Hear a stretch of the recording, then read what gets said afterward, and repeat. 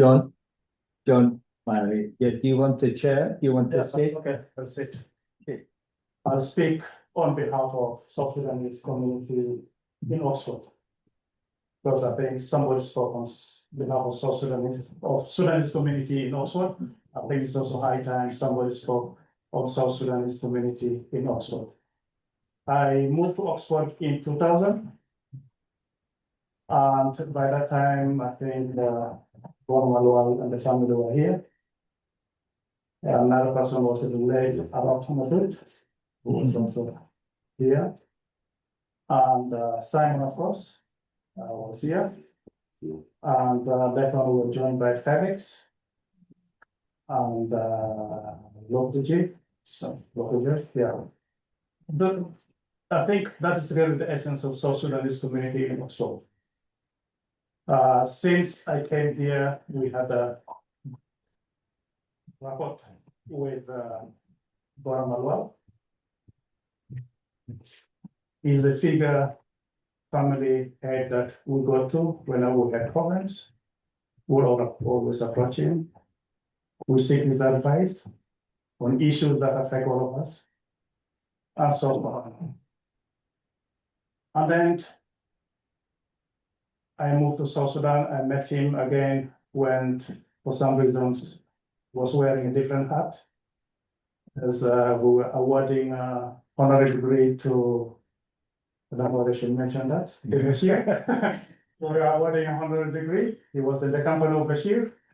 And he saw me.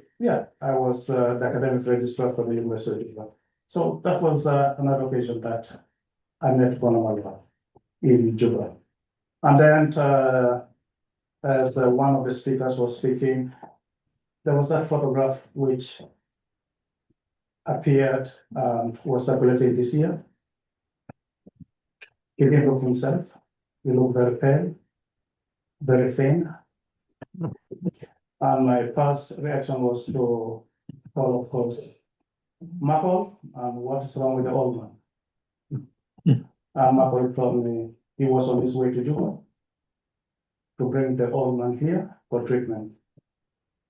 He has also seen it, but he was already planning to go. So he went.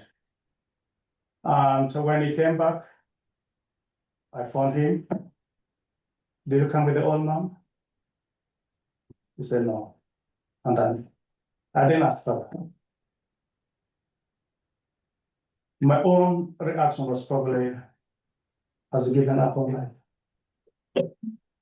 Has it got something to do with what we have done to him? Because as South Sudanese, I think we need to look at ourselves as children of two worlds. We are Sudanese, we are South Sudanese. At least if we were born before July 9th, 2011. We are Sudanese, and we are Sudanese. Yes. And I think that has been the same thing with Donald Trump. That is what he stood for. His goals was to see a better South Sudan and a better Sudan. Did we give him that? Did he die a happy person? Happy in the sense that Sudan is in safe hands, South Sudan is in safe hands. I think Bashir poses questions. And it's the same set of questions that we need to do ourselves. If we didn't make him a happy person, how can we spend the rest of our time on this earth to make it better? To have the Sudan that he wishes us to have, and to have the South Sudan that he wishes us to have. What is our role? What are we going to do? Do we go from here, okay, we had a good lecture? Or do we have something to do when we leave this hall? To make sure that what is stood for, a better South Sudan, a better Sudan, is achievable. Can we do that? Can we go and work towards having a better South Sudan? Something that we will be proud of, and a better Sudan, something that we will be proud of. I think that is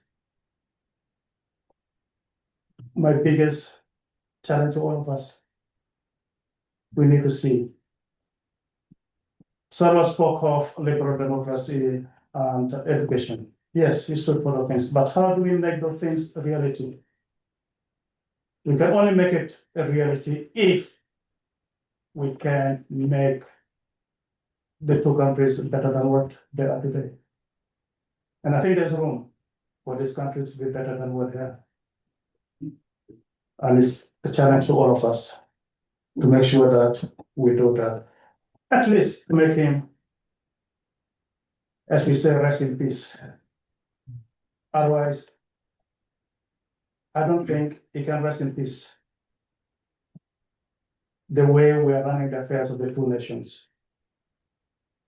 So it's up on all of us to look at ourselves, to look at the mirror and see what a better South Sudan and a better Sudan we can make. Thank you very much. Thank you very much.